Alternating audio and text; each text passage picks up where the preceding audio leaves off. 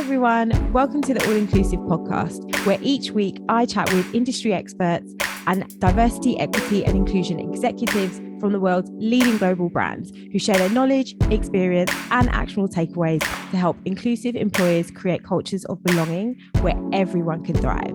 Today, I have the great pleasure of being joined by Silke Muenster, Chief Diversity Officer at Philip Morris International. Hi, Silke. Hi, Natasha. Thanks a lot for having me. It's a great pleasure to be here today with you today. Oh, no, the pleasure is all mine. So I think why don't we kick things off by telling our listeners a little bit more about yourself and your journey? Yes, usually when I introduce myself, I use the words that I'm a German mathematician. And I guess in most people's mind, that creates a stereotype. And as D&I officers, we don't like stereotypes.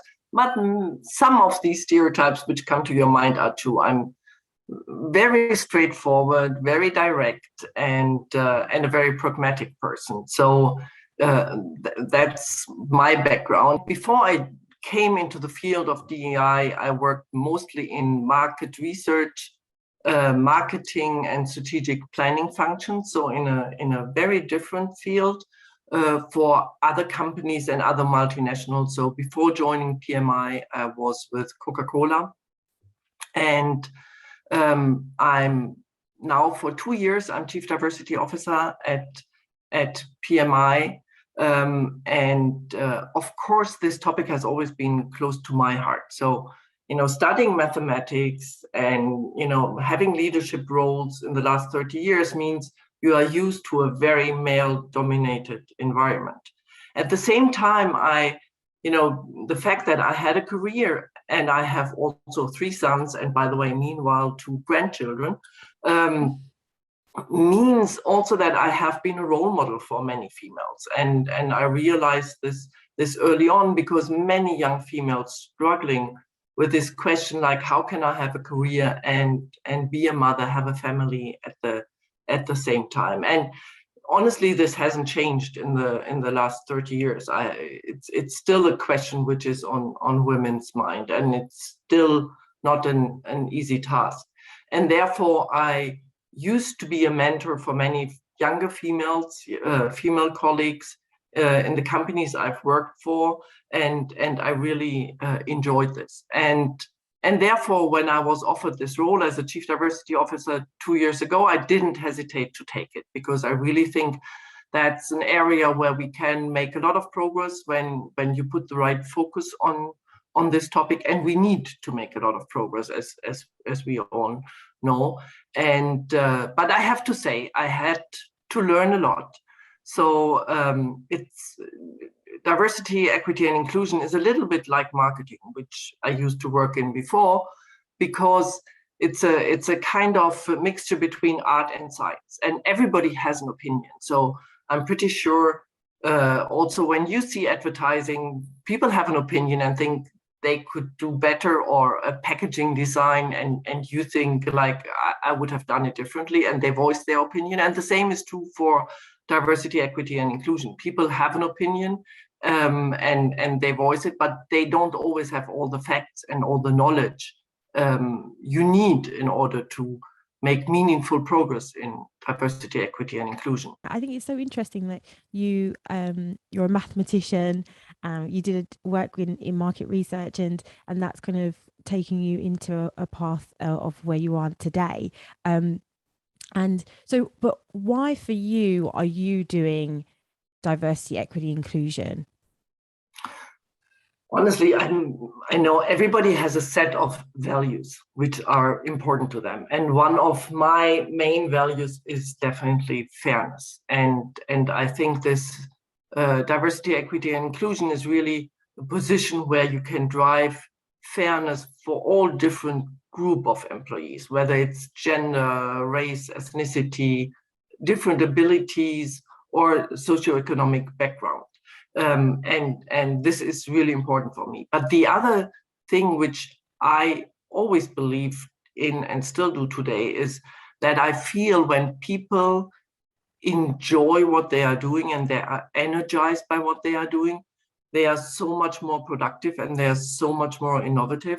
So I really me and my team, we really want to create this atmosphere with psychological safety where people feel they belong and they can strive and they come to work and they love to come to work every day.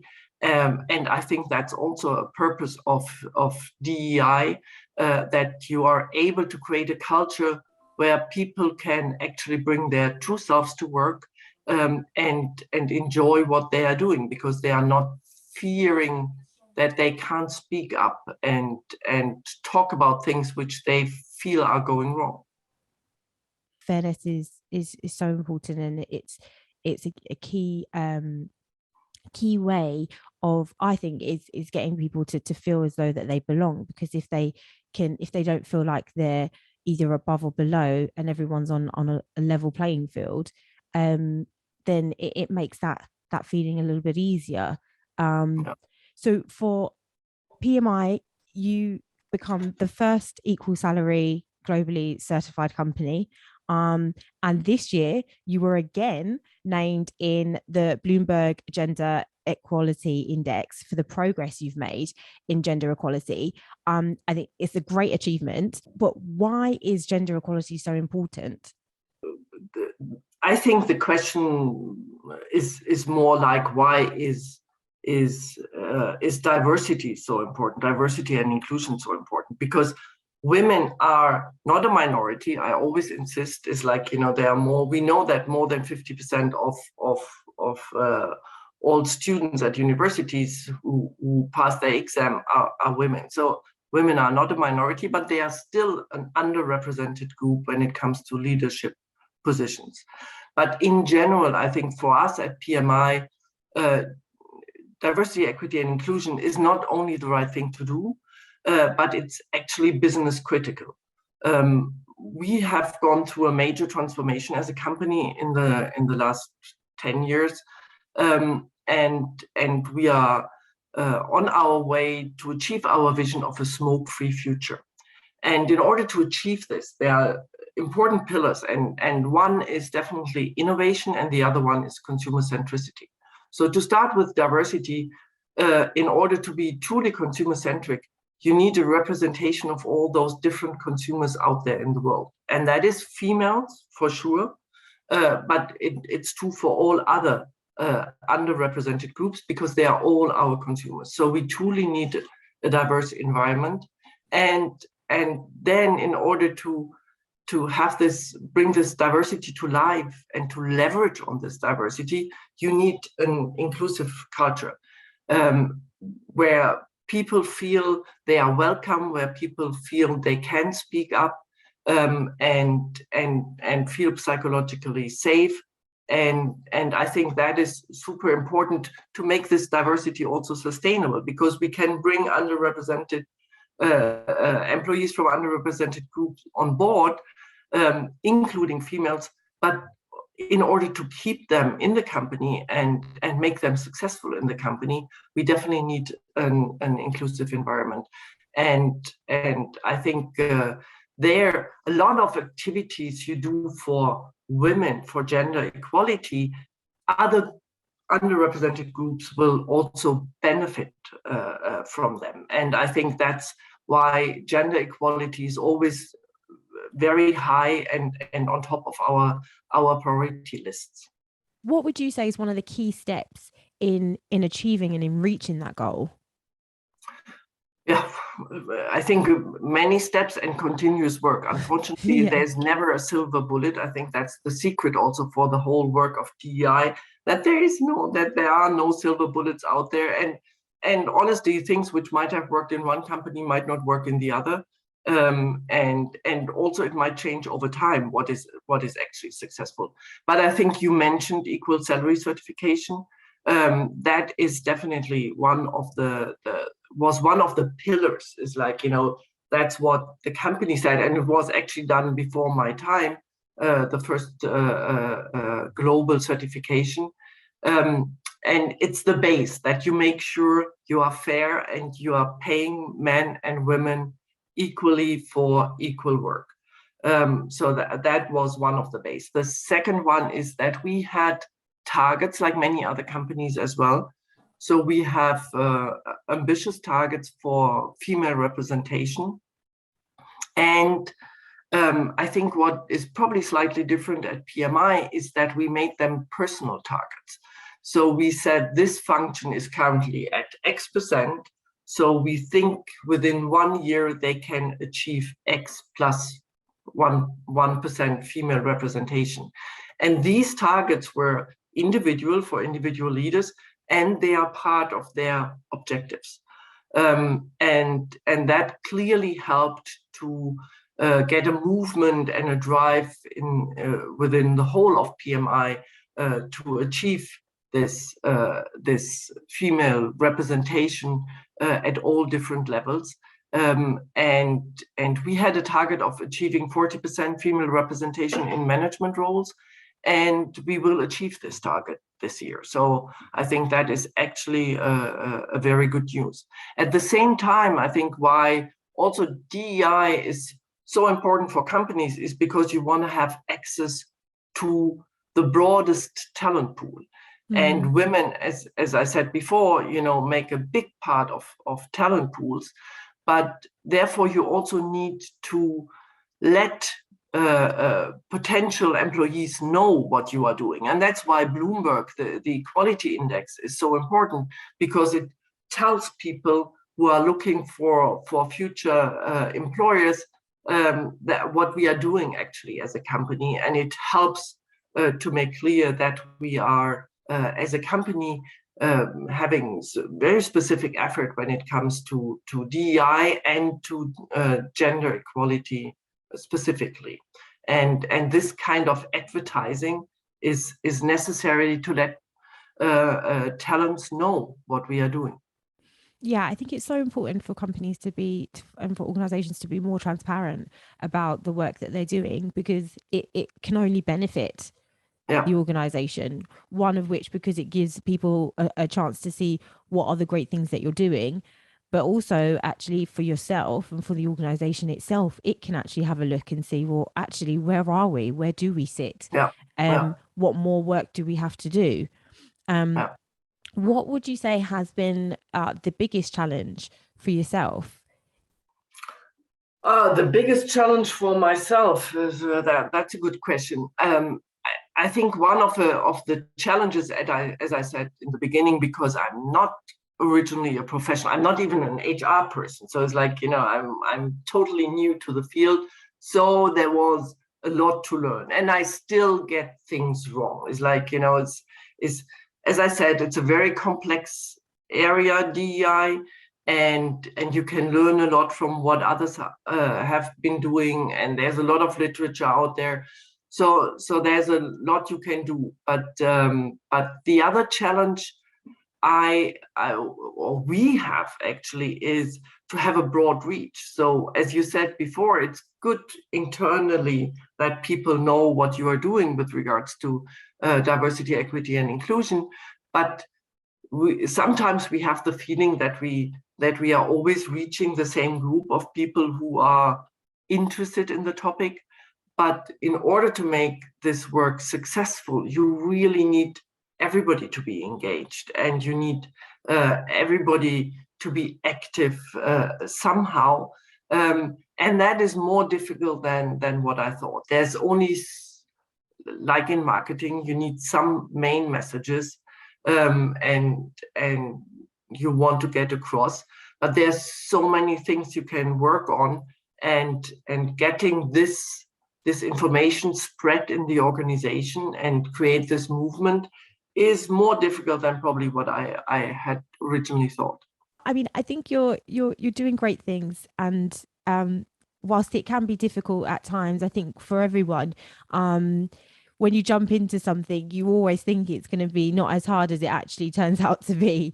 But I think it's those moments of difficulty where you can really find the strength and some great learning points. What advice would you give to organizations who are starting out in their journey? Yeah, I think what is really important as an organization is that you understand what your specific issues are when it comes to diversity, equity, and inclusion. And that might be different from one company for another. So for example, when I started in this role, we had an objective that we wanted all the new jobs to be filled by 50% male and 50% female candidates. But looking at the data, it turns out that only 25% of all our applications for senior roles were coming from females. So that makes it super difficult to get to a 50% candidate list in the end. So we knew that we had to do more in terms of advertising what we do as PMI with regards to gender equality. And in other companies, it might be actually the fact that more women are leaving. So it's less about, you're hiring, you don't have less an issue when hiring women, but you have more an issue when with women leaving the company over proportionally. So you clearly have to understand your numbers to shape your strategy. And I think one element which is super important is that you need to find a link between the business strategy, the business purpose, and your D&I strategy. And you need this to create a meaningful buy-in from your senior leaders, but also from your employees, and to make your whole strategy sustainable. And again, that will be individual from one company to another, but it's really specific. There is no this one size fits all when it comes to D&I strategies and interventions. It clearly need to be based on where your issues are. Yeah, that's great advice, Silke. Thank you so much for sharing that with us. What are you currently working on at the moment that you're most excited about? We have published a study where IMD Business School in Lausanne did the research for us, which was called is called Inclusive Futures, and it's published on our website. And the purpose was, I'm a big believer in what gets measured gets done, and it's easy to measure diversity. So like what's the percentage of females you have, but it's really difficult to measure how inclusive your culture is. And going forward, actually, I would like to have, how a measurement for inclusion as part of people managers' objectives, because that helps all underrepresented groups. So it puts a little bit the focus away from only female diversity to inclusive culture for everybody. And when I started the role, I saw that there was no gold standard in how to measure inclusion. Every company does somehow measure inclusion, but it wasn't super validated and it was different everywhere. And so we asked IMD to do this research for us, where they first defined what inclusion means, and then also to look at how can we measure inclusion. And actually what happened was that the IMD research shows that there are very different elements of inclusion. It starts with something which is more personal, like uniqueness, authenticity. It has the more organizational elements of fairness and participation. And then you have psychological safety kind of as a linchpin in the middle, but as a base to get the more individual and the organizational elements to work together. So it's not going to be easy. If you want to measure all these different components, you will have a long questionnaire, which none of us, let's face it, ever wants to answer. No, that's what I was thinking. I was like, oh goodness, how do you pose those questions to people? Exactly. So it's like there's no way. We started this year, and we are currently looking at the results. So there is a validated questionnaire out there from Amy Edmondson on psychological safety. So we started by measuring psychological safety, and we are currently experimenting with something which is called Inclusion Net Promoter Score. I'm not sure whether you're aware of this concept of Net Promoter Score. So the question is, you ask people is, how likely would you recommend PMI as an inclusive employer to your friends and colleagues of underrepresented groups? And this is it will not give you any causality, but it will give you the sentiment of inclusion. And we've tested this with the first 1,500 employees at PMI, and we are currently looking at the results. And we are hopeful that going forward, we can use this one number, which is one question, one number, to measure this feeling people have about how inclusive PMI is as an employer, and use this as targets going forward. And so that is something which I find super exciting, because I feel also that there is a lot of buy-in, both from employees and from senior leaders, to have this kind of measure going forward, and make sure, it would give us a lot of opportunities to measure when we have an intervention in DEI. So if we do whatever training, and you can measure this before and after, and you can see whether this training is actually not only liked by employees, but whether it actually moves the needle. And so I'm really excited about this, and really looking forward to get the final results. Yeah, no, that sounds really interesting, that question. I think it's a different way and a different approach to pose such a broad area.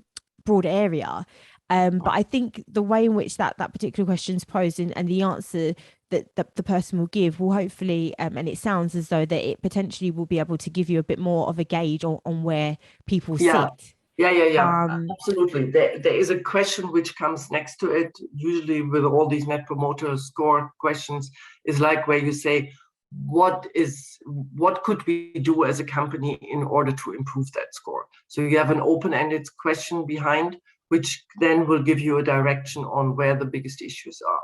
Yeah. Oh, I think that's great that it's got a sub question, because at least then you're able to get a sense of what your current employees feel that you need to do, which is just as important to get the involvement, I think, to get the involvement of your workforce, because they're the ones that are going to be living through any changes that you make. It's got a part of it is going to have to come from them. So yeah, that sounds really exciting. I'm excited for you. I'm intrigued to see how that turns out. What do you think leaders need to talk more about when it comes to DE&I? I think talking about is always one element, because I think it's many leaders these days talk about DEI, but I think it's always important that also actions follow. So it's like is that it's not only lip service, as we know. Everybody feels like, these days you have to talk about DEI, but it's really important that you do something about it.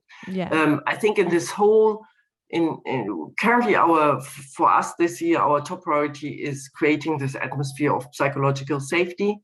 And in this whole context, I think one of the things leaders should talk more about is talking more about their own failures and their own vulnerabilities, because this clearly helps people to understand that failures and mistakes are part of the journey, especially when you want to drive innovation. Nothing is perfect from the beginning.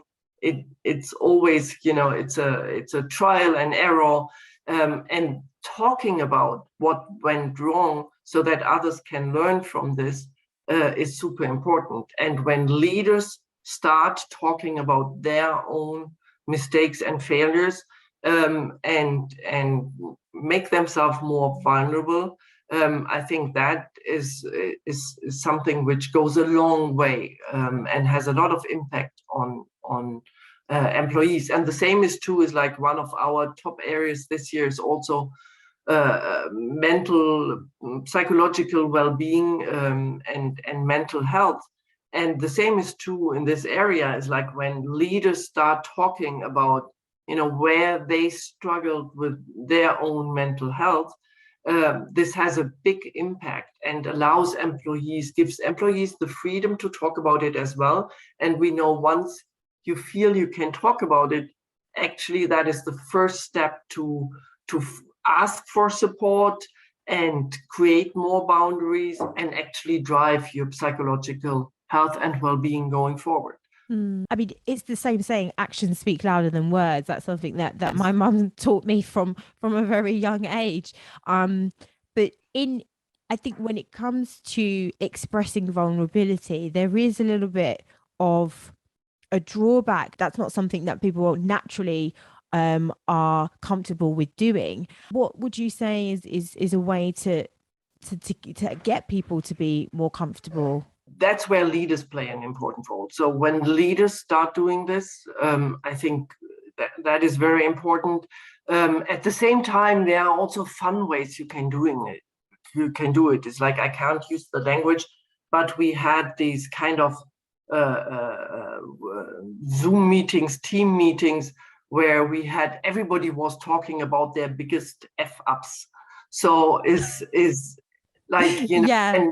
and making it more fun and accessible, and it was like, everybody was able to participate, and that removes a little bit this barrier, talking about failures and showing more your own vulnerability. So there are various ways you can do this, but leaders play a very crucial role there. The leaders from the top down, that's where I think change is going to be able to, you're going to be able to make the most change. And if you can see that someone senior is able to be vulnerable, then yeah, it will definitely, I think it can only open the door for others to do the same and follow suit. So there's still a lot more to be done, which you've said throughout the accomplishments that PMI have had so far, but it's a running thread that there is still more work for you guys that you want to do in this space. But how are you finding the balance between all of this work and your life? I'm not sure whether I'm a big believer into work-life balance, and I know you're a mother yourself. Usually when young women ask me what's about work-life balance as a young mother, I'm saying I think work-life balance as a young mother is a myth. I'm not sure how you can. I definitely didn't manage. I think an advice I have, which I didn't follow all through my life for sure, is like, I think it's super helpful if you define boundaries.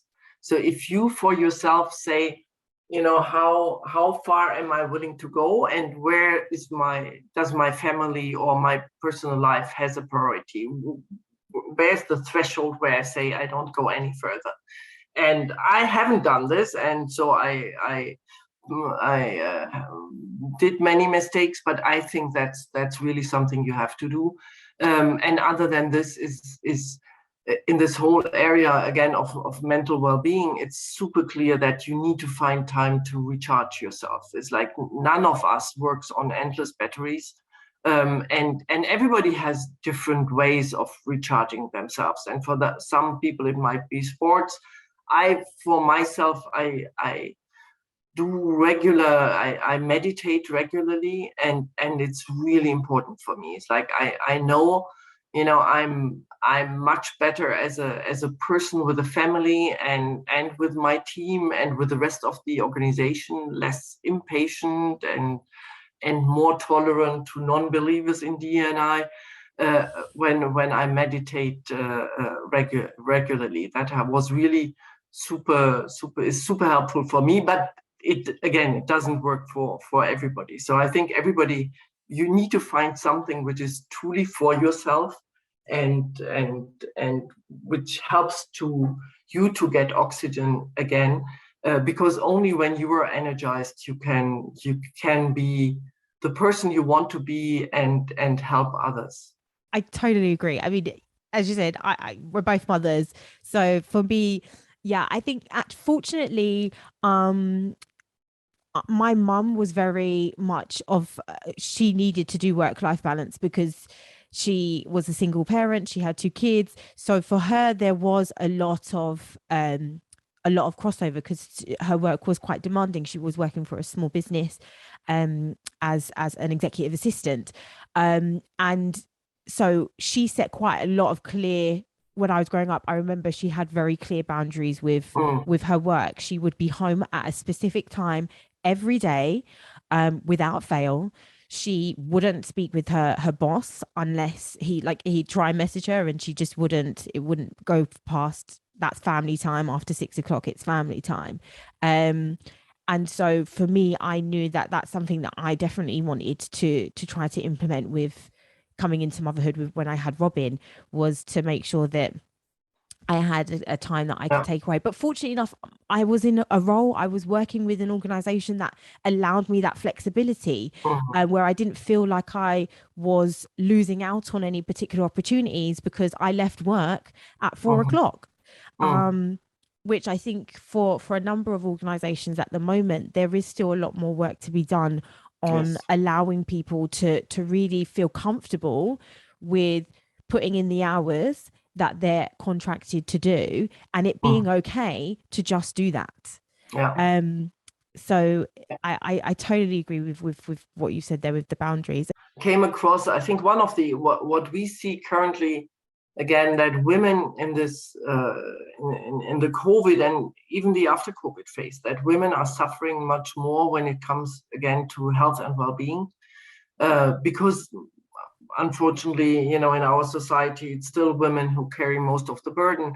And I came across the other day a book which was recommended by Angela Duckworth, and it's the No Club, and it says putting an end to women's dead end work. And I think that is really also something super important, that we see that in these phases of Corona crisis, for example, is like it was women taking more of the burden. So when colleagues were suffering, there is a tendency to ask more women for support and for help, and so women were much more suffering than their male colleagues.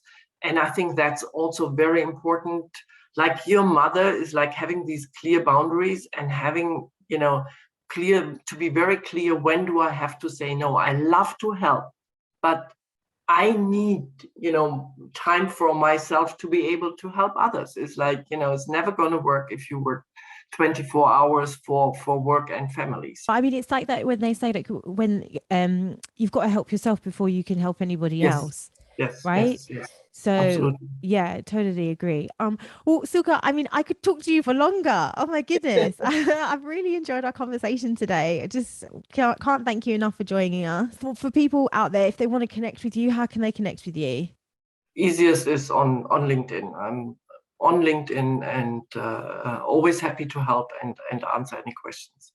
Oh, that's great. I mean, you've given us so much to think about today in today's episode, and so much advice also as well. So I think everyone's going to be really, really lovely and want to connect with you. So I apologize if you get flooded with messages. I might not answer them Yeah. immediately, but I know what you mean. You do what you can, don't you? yeah, Um, but yeah, once again, thank you so much. And I you're welcome. really look forward to more great things for PMI and for yourself. Thank you so much, and thanks so much for having me. It was a pleasure.